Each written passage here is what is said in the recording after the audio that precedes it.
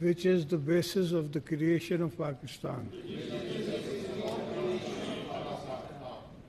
That I will not allow my personal interest to influence my official conduct or my official decisions.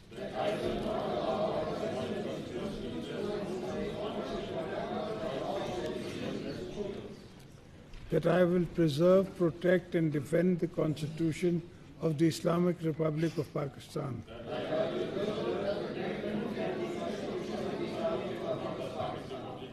And that in all circumstances I will do right to all manner of people according to law without fear or favor, affection or ill will. And that I will not directly or indirectly communicate or reveal any person,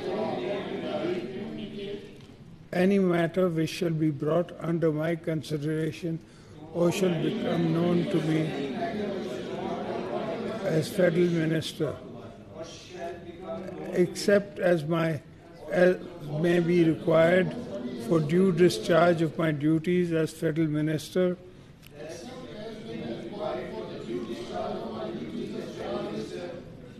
or as may be specially permitted by the Prime Minister.